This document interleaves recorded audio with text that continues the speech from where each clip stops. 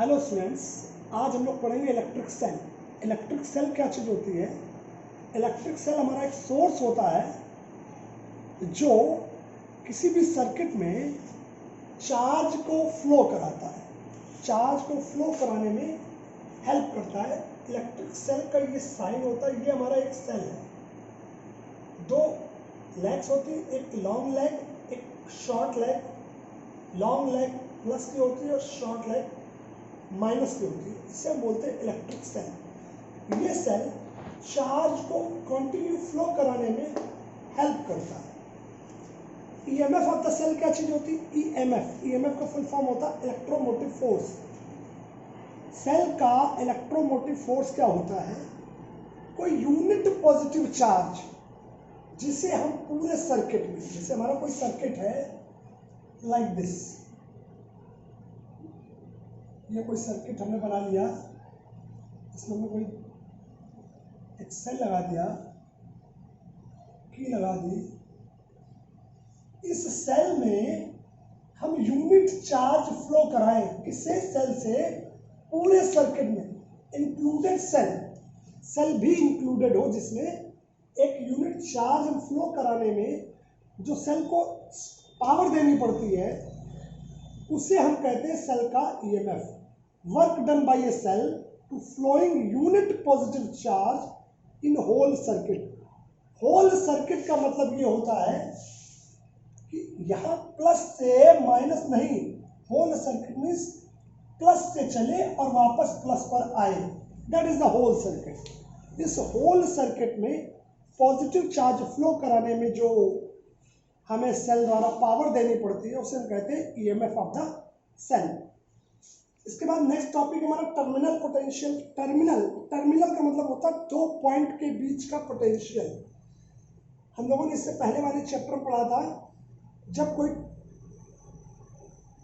Charge, that means test charge Q naught, अगर हम infinity से किसी इलेक्ट्रिक फील्ड में लाते हैं तो उसे अगेंस्ट चार्ज एक वर्क करना पड़ता, उसे हम कहते हैं वर्क डन।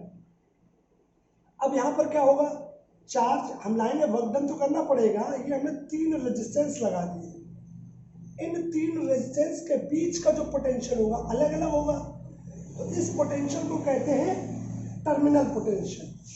अगर हम इस सेल से ईएमएफ लगाएं, इस सेल से ईएमएफ लगाएं, तो ये ई जो होगा इनके और इनके तीनों टर्मिनल पोटेंशियल के बराबर हो जाएगा। That means E is equal to dW/dQ, इसका वर्क डन, इसका वर्क डन, इसका work done, dW1/dQ, dW2/dQ, dW3/dQ। और हमें मालूम है V is equal to W/Q होता है, तो इसका पोटेंशियल, टर्मिनल पोटेंशियल हो जाएगा V1। तो V1 इज इक्वल टू हो जाएगा, V1 इज इक्वल टू क्या हो जाएगा? देखिए, V1 is equal to dW1/dQ according to this formula. V is equal to W/Q, तो V1 is equal to dW1/dQ, V2 is equal to dW2/dQ and V3 is equal to dW3/dQ। अगर हम इस point पर V1, V2 और V3 रख दें, तो देखिए टर्मिनल पोटेंशियल का जो अलजेब्रिक सम होता है वो टोटल ईएमएफ के बराबर होता है। इसके बाद हम लोग पढ़ेंगे internal resistance of the cell. Internal resistance क्या चीज होती है? सेल में हमारा कोई ना कोई लिक्विड भरा होता है।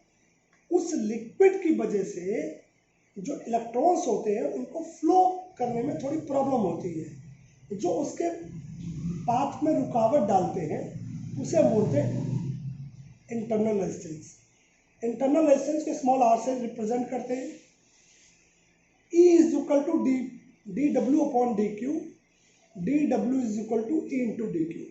अगर इस सर्किट में बहुत छोटे टाइम के लिए हमारी करंट I फ्लो हो रही, बहुत छोटे टाइम के लिए, तो charge dQ is equal to I into dt। dQ की वैल्यू में आप पुट कर देंगे तो dW is equal to EI dt। That means इस सेल द्वारा जो वर्क किया जाएगा बहुत छोटे टाइम के लिए, वो E इंटू आई डी टी हो जाएगा। अब इस रेजिस्टेंस के अक्रॉस पोटेंशियल हमारा लगा हुआ है V, तो potential difference across resistance R D W external है। एक्सटर्नल, अब देखिए एक्सटर्नल अभी मैं ई आई डी टी लिया था, यहाँ पर पोटेंशियल टर्मिनल पोटेंशियल V है तो हो जाएगा वी आई डी टी। इसके बाद हम इंटरनल की बात करेंगे।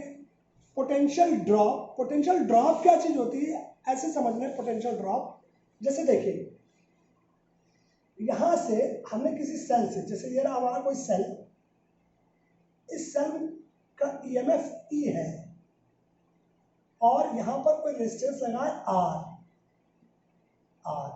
तो अगर हम यहां पर कहें इनका टर्मिनल पोटेंशियल कितना है V, अगर टर्मिनल पोटेंशियल V है तो अब करंट इस रेजिस्टेंस में जाएगी तो कुछ ना कुछ पोटेंशियल हमारा ड्रॉप होगा जाके।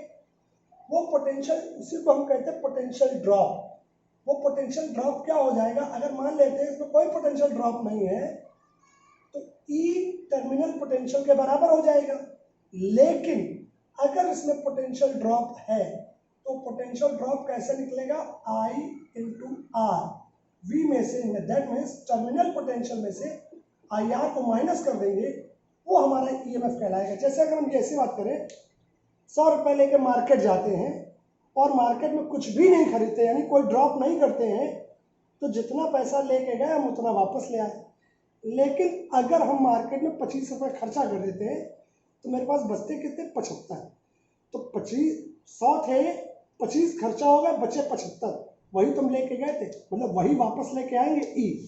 तो ये होता है पोटेंशियल ड्रॉप। हम यहाँ बात करते हैं इंटरनल रेजिस्टेंस में D W internal is equal to V I D T. अब यहाँ पर देखिए V is equal to I R, I into internal resistance, तो V की जगह रख देंगे I R I D T, multiply करेंगे I square R D T.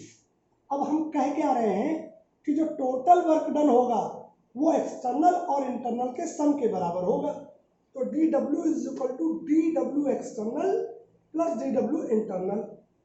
तो डी डब्ल्यू क्या है हमारा E I D T, external क्या है V I D T, internal क्या I square R D T. देखिए तीनों चीजें लिख दी, यहां से आई डी टी हमारा कॉमन आ गया, आई डी टी से I D T cancel out आ गया, E is equal to we plus I R. तो अगर हम टर्मिनल पोटेंशियल निकालेंगे तो V इज इक्वल टू, इसको उधर भेज देंगे, E माइनस आई आर। कितना पोटेंशियल ड्रॉप हुआ ये पता चल गया। अगर हम यहाँ से इंटरनल रेजिस्टेंस निकालें तो देखिए इंटरनल रेजिस्टेंस कैसे निकलेगा, हम आई आर को उधर भेज देंगे, V को उधर ले आएंगे, तो क्या हो जाएगा, R is equal to E minus V upon I. अगर I is equal to V upon R है तो सॉल्व करेंगे, R की I की जगह V अपॉन आर वैल्यू रखेंगे, सॉल्व करेंगे तो small r is equal to capital R E upon V minus 1।